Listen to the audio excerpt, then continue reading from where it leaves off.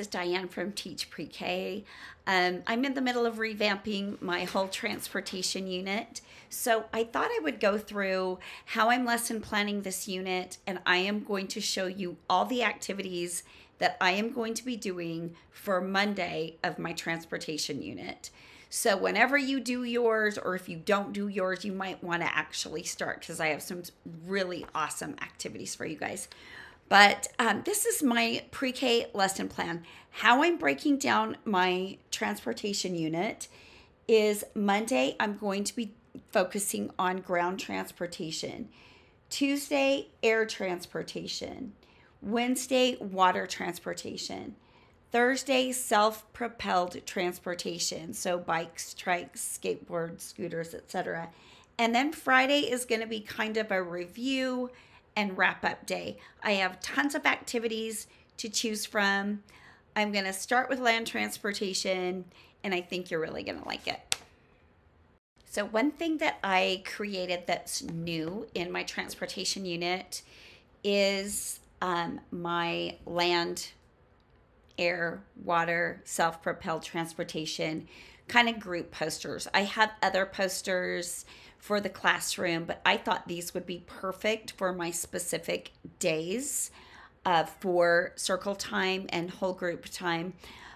This is just a poster with several different types of land transportation. It's going to open the conversation of how we get from here to there on land, and some of the things we use. Some things we know about, some things maybe we don't. Maybe we've never been on an electric train. Maybe we've never been on a tractor or a bus. Maybe we have a pickup truck. Maybe we've never been in a taxi. Maybe our grandpa has a really cool Harley and we've actually been on that. So we're just going to open it up to find out kind of a base knowledge of what the kids know about transportation, and especially on this day, our focus is land transportation. So here we go. Here come the activities that we're going to do this day. There's a lot to choose from. I know I won't get to all of them, but it'll be a fun day. Okay, these are some of my favorite things to put out during my starter centers or my mini centers of the day. I have these little cars. I think I got like 25 or 50 of these in a little pack. But I can use Hot Wheels or anything I want. All they do is drive the cars on the road to form the number. So there was number 5, and here is number 6. And I just have included 0 through 9 so they can try all of those, and it's super fun. Hey, one of my favorite activities that I saw this week, I got from somebody's blog, actually from a couple of different blogs. They had kids take cardboard and draw roads, and then they got a stick. This is a jumbo popsicle stick with a magnet. They had the kids make the cards. I thought, well, I'm going to laminate this and I'm going to keep this so I can use it year after year. And I have 16 of these little road shapes that I have in my transportation unit with shapes. So here's the idea. You put the car and driver, the little race car driver on the road. The attraction of the magnets brings them together, and I can use my fine motor skills, my hand and eye coordination, and I can trace all these shapes. So there you go with the hexagon. Valentine's Day is coming up. I will show you the heart. But what a great, fun way for the kids to learn about shapes, talk about shapes, learn about magnets and the attraction. So what I've done to make this sturdy is these plates are China plates. I wouldn't recommend, if you want to keep these forever and ever, to use the cheap picnic plates. I would use something like this, definitely. Okay, this is a draw a number and find it on the car and cover it. I've got these little buttons, which I love because they're clear, and when I cover the number, I can still see it. So I can see if my students have covered the correct car. So we're gonna draw a card, and it is a 7. There's more than one 7 here. So I want to cover every 7, and I think I got it. This is 9. 9's a tricky number. Let's see if we can find a 9. Is there another 9? Yes, there is. Here is a 4. Let's cover 4, 3, 2. There were 2 2s. 1, 10. And is there another 10? Yes, there is. 5. I only see 1 5. We're almost done. 8. And as you go, you can discuss the numbers. How many numbers are left? How many 8s? How many 6s? Oh, there's only one number left. What card do you think this is going to be? It's a 6. Cover both your 6s. You're done. And they have so much fun with this game. Usually there's again. You can also get this same mat in black and white, and you can use bingo dubbers, and they can cover the numbers that way. Okay, this is a super fun transportation activity that I actually got from Vanessa Levin at Pre-K Pages, and it is a hit with my class. I found this because I don't like the transportation unit, and she just had this great activity. So I made these 2 little parking lots, and they have both upper and lowercase letters, so they're different mats. I just have the uppercase letters here. So the idea is you pick a car, and it goes in the parking spot that matches its letter. So you just look to match the letter. So if I had the lowercase parking lot here, I would be matching upper to lowercase letters. That would probably be a super great activity for my pre-K kids. My 3-year-olds, this is just about their speed, finding the letter that looks just like this, talking about the letters, just practice identifying those uppercase letters. And of course, I'm placing the cars, but I know that my kiddos will want to drive the cars. And that is a-okay. The more they can play, the more they're gonna learn, and the more it's gonna stick. But man, they sure do love playing with these cars. Now, I redid all these stickers right now. As you can tell, they don't really fit. I have smaller stickers in my classroom that I will replace these with and make sure that I've got a really good stick. So the kids, like right now, I can already tell they will be super tempted to pull all of these stickers right off. So they won't have a very long life. But there you go. That is every letter of the alphabet. Both parking lots are now full.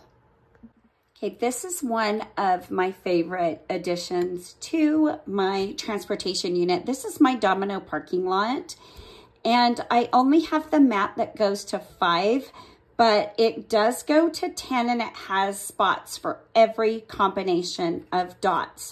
So the idea is the kids choose a domino, count the dots, and then drive and park those dominoes where they go. So counting the dots, we know there's 2. 1, 2, 3. 1, 2, 3, 4, 5. I'm also checking to see if the kids have subitized and if they know what these arrays are. A lot of them already know the ones that have like 0 on one side, like that array, I think my pre-K would know. This one they would know as well. So you just count the dots, 1, 2, 3, 4, 5. You find the parking spot, 1, 2, 3, 4, and you drive that guy right in until you fill the mat. And we've counted to 5. And 1, 2, 3, 4. See, this is one of those arrays they would probably know. And a lot of them are already understanding from doing activities like this that 2 and 2 is 4. But I do have mats that go up to 10 and have every combination possible. So you could finish this mat and bring out your next mat and just fill your tray with all the dominoes that you could possibly need, and maybe have both mats out at the same time. But the kids absolutely love this game, and you will be shocked at how many arrays they already know by sight. It's an awesome subitizing activity. Okay, another activity that I have are just these upper and lowercase little matching cars cards. And you could use these for, gosh, any number of things. You could do like a write the room, find the letter, do a partner activity where one has the uppercase, one has the lowercase, and they zoom around like cars and have to find each other. Or they're the A car. This is somewhere in the room or out in the hallway, and you do a little scavenger hunt. So maybe you give the kids a couple uppercase, stick some lowercase letters on the wall, and they just have to find the matches for their cards. So there's a whole alphabet of uppercase and lowercase. The matching cards are the same color. There's like pinks and purples, off-whites, yellow. Here's a purpley one, dark green, orange, red. So there's all kinds of colors, and the kids can just have a great time finding the matching car. Okay, this is, I think, going to be one of my favorite things. I made these street scenes, 3 different street scenes for the kids to color. They can choose if they want to be the girl in the race car or the boy in the race car. Color this, cut it out, and then we are going to glue it onto a paper plate. So I've got one colored already. Of course, it's, you know, me taking all the time in the world and not coloring like a 4-year-old, but they're going to be so psyched to do this. So I'm using just these little picnic plates. They're super inexpensive, and I don't need anything super sturdy for this. So I've got my little race car driver. I've got here's my race car driver. I've got a jumbo craft stick, and I've got 2 magnets. Now, what I'm going to do is these magnets came with adhesive. So I'm going to get the adhesive on this one and stick it on to my little race car driver. Flip it over. And I'm doing this way because I know that my magnets are attracted to each other already.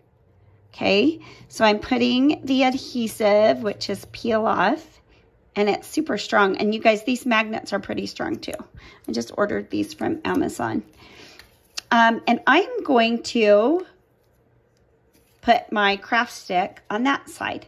So now I have magnets that are attracted to each other, but I can take them apart.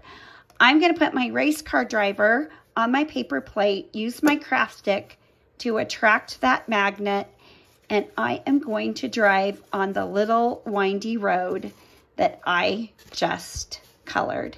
The kids can take these home, and I swear they are going to love these. So I hope you got a little inspiration and what you can do your first day of your transportation unit. If you teach full day, I teach 2 half days, so I've really got to cram it in. But if you teach full day, you've got a lot to choose from on this day in particular. There's just a lot of stuff. My lesson plan is also just chock full of stuff that maybe relates to several different kinds of transportation. So one thing that you didn't see is I do have a name train template.